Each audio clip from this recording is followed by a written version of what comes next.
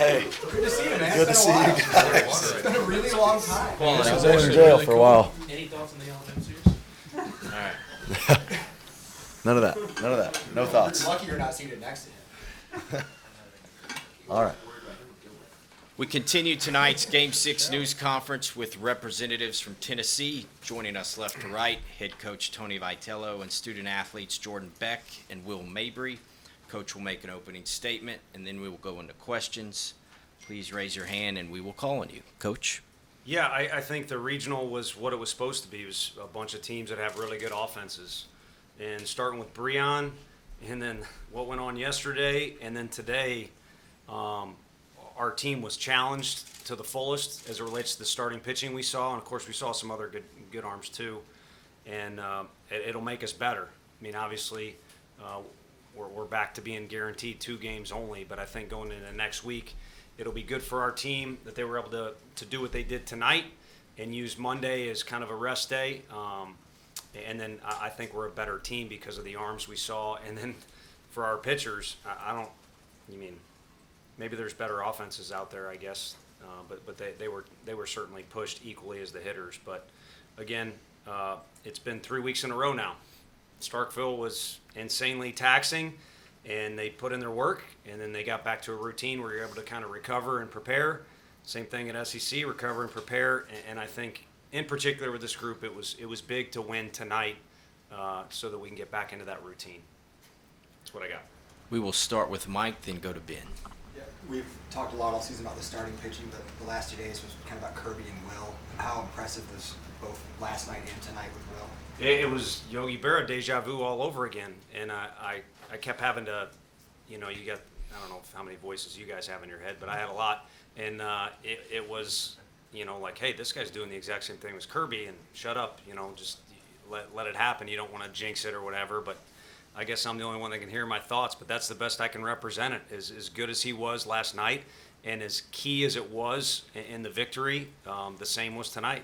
It was just a different guy that works equally as hard, I think is equally as good of a kid, and loves the Vols probably the same as Kirby, if not more, based off on he just grew up down the road a little bit. Yeah, Will, just what was your mindset tonight, kind of going extended there, and what was working so well for you? Yeah, I just felt good and just came in throwing strikes. It's just what I've been trying to do this whole season. So there wasn't anything I was really thinking besides just pumping strikes and getting outs as best I can. Ryan? For Jordan, y'all had runners on basically every inning, and it didn't seem like y'all could really bust the door down. Just kind of how do you guys keep your composure in that moment and kind of keep the foot on the gas pedal? I think it's just confidence throughout the lineup. 1 through 9, it's a pretty dangerous team, and we kind of just passed the torch on, and we weren't having super great at bats to begin with, but I think as the game went on, we got more comfortable with the pitcher, and we tried to weigh on him a little bit and get his pitch count up, and then we were seeing the ball look better towards the end of the game. Troy? Jordan, given all the missed opportunities y'all had, maybe in those middle innings, just how good did it feel to watch that ball go over the center fielder's head there? Man, I was super excited. Had a little bit of a blackout moment, and I was just happy that I hit a flush barrel, and I didn't know if it was getting over the guy's head or not. I was just rounding the bag and doing what I could for my team. Told myself that I wasn't going to let the guy beat me, and that was just what happened in the situation. Wes? Well, you ran into maybe a little bit of a rut there for a couple of weeks during the season, and your numbers since then have obviously kind of gotten back to where they were earlier in the year. What was going wrong then, and what's gone better now? There's minor adjustments on my pitch I've been relying on most of the season. Sometimes I get too far deep in the hand with my ball and set out in front of it, so it doesn't move the same, and it's kind of the same speed as my heater. So I've just been working on getting that back down to where it's supposed to be and moving the right way. Mike? That play that Cortland and Jarrell made, maybe 5th inning or so, rough night for Cortland, but how significant was that play to keep a run off the board there? Yeah, that was huge. It's strange because you did have 2 great offenses, but you felt like it kind of bottlenecked into this game. You've got Georgia Tech, who obviously had a taxing victory with how well they played in Game 1 and how long it was stretched out.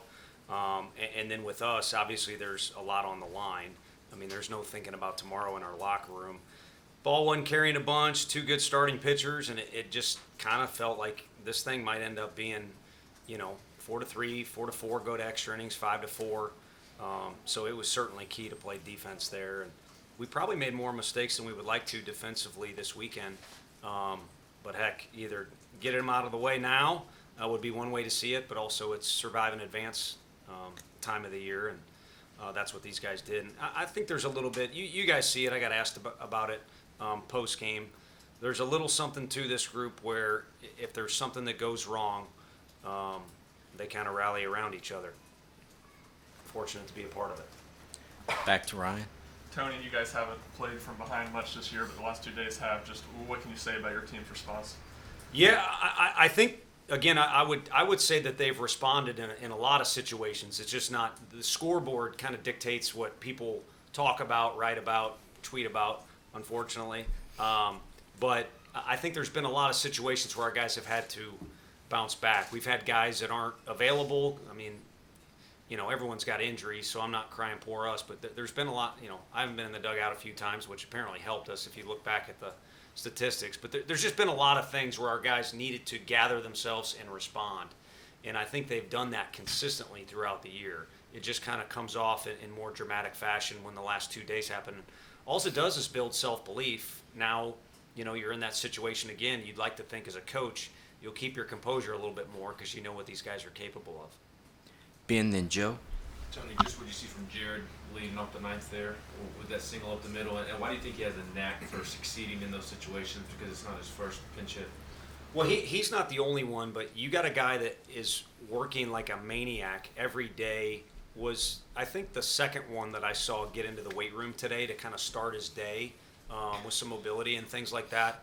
And this is a guy that knows full well, because of the condition he's put in, he may not do anything. And if he does, it could be a night like last night where he kind of smirked. It was huge that he got on base for us, but it was 4 balls outside the zone, and that was his night. And then you could date back all the way to how his freshman year on campus started. I mean, he basically had to make a decision. Do I want to play baseball still? And do I want to be an effective baseball player, get myself into shape?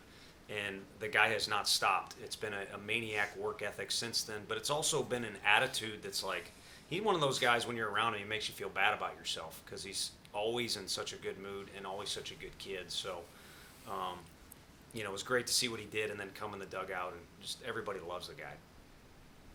Hey, Tony, just wondering what you saw from Drew tonight, and then what do you want those freshman pitchers to take out of this weekend and into next weekend? Sure. I think Bernsey now, probably what he should take out of it is we've kind of taken he's kind of been in control. He's led us into every weekend much of the year, and then somewhere along there, because he's such a valuable weapon for us, we've kind of taken control, and I think he's got to understand he's a little bit of a swing man for us. And now he's been in situations where I think he gets it. So I think just kind of being familiar and having a vision of any possible scenario that we could use him in is a tremendous help for him down the road. And he got some big outs for us. I mean, kind of like Redmond, a bases loaded strikeout last night against an awfully potent lineup was huge. And then for Drew Beam, it kind of reads similar to last week in the SEC tournament. We run into a buzzsaw offense. Kentucky's playing for their lives. They're swinging the heck out of it. And he put a stop to it, at least for a moment. And obviously we kind of gave him probably an earlier hook than we could have last week. And then, today, who knows? But I think the way one inning unfolded, it was a little bit like Doe's, where, your guy's not at full strength and you feel like you got a guy down there that's going to be just as effective if he is at full strength. So fortunately it worked out. Again, there's some things tonight. Coach Elander did a phenomenal job letting Jordan swing the bat, because it's first and second, and we just need a run there, I think, and then get the winning run to second. But he let the guy swing the bat, even though, like he said, earlier in the day it wasn't that great. So a lot of people contributed to the win. That's kind of what last night was too.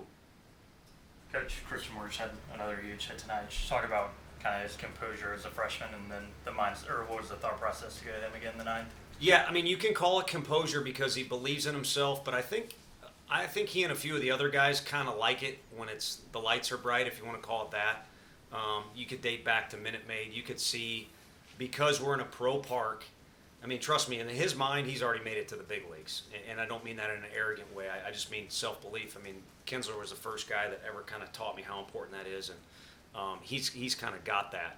So he wants to be out there when it's bigger and brighter. I mean, we've even had conversations. Sometimes you don't want to be out there in practice.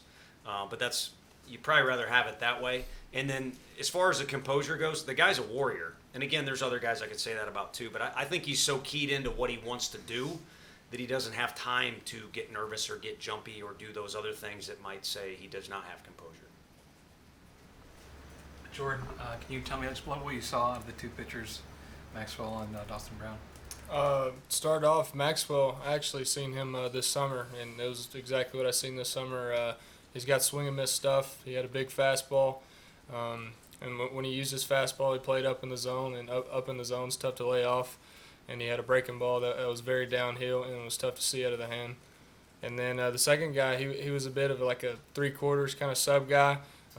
First AB, it was just a completely different look from what we've seen from the big guy.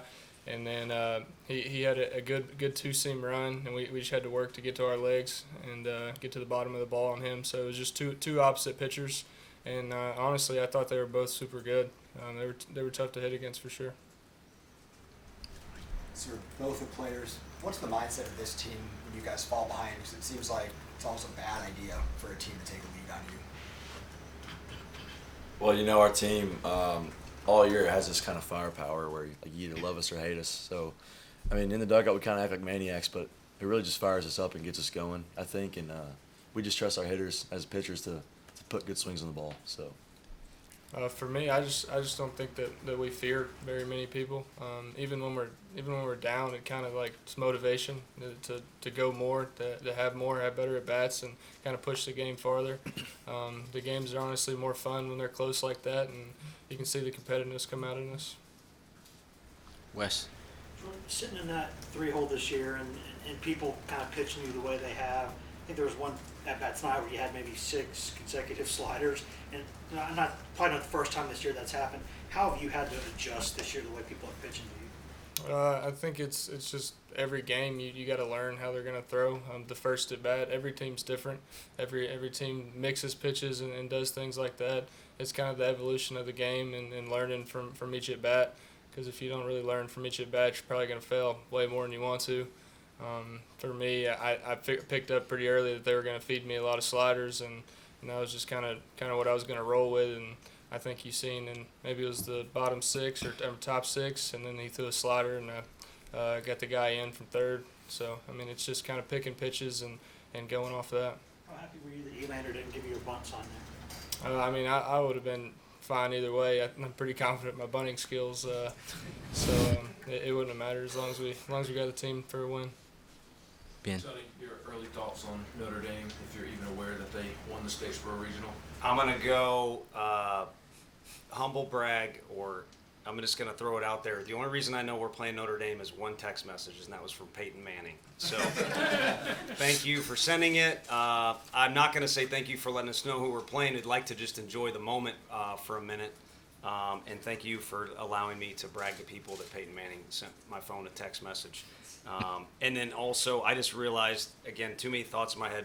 I maybe have the worst shirt on ever for I didn't realize the phrase, but it's, Chad Dallas gave the team the shirt last year. And it's, I wore it because I wanted some Chad Dallas vibes today. It's an important game for us. And I wanted to shower and get upstairs and hang out with my family. I kind of ignore them during the week, so I'd like to spend some time with them. So I'm not, trust me, I've said dumb things before, but I wasn't trying to send a message with that. Other than we do love the Dallas family, I can tell you that. And their mark has been left on this program. So when you see some of that stuff, I think sometimes Coach E did a great job tonight. Frank is a warrior, but we get too much credit for that. There's some guys that have left their mark here in the hallways. Have you been able to watch any of Notre Dame this year? Any idea of? You know what? Me and Coach McCann were up in the office really late after our first game, and I was trying to pull up video on Keeler and watch ESPN. It's right there. So how do you not click on the, what do they call it, the double play or the red zone, whatever they got going on? And again, we kind of know those Texas Tech guys, so I don't know that I cheer for any other program other than ours, but you know, there's you see people on the road, you got relationships with folks. So I saw like maybe 1 or 2 hitters. That's about it. Anything else? All right. I do know that crowd was, thank you. I know I say it all the time, but that was loud. I mean, that was like thunder in the 9th inning. So we appreciate that. Obviously, they're reacting to what the kids are doing, but that was fun. So hopefully they all celebrate safely and come back next weekend. Thank you, guys. Thank you. Congratulations. Thank you. Yeah. Thanks. Great return. Appreciate it. Ivor, your thoughts on the other day?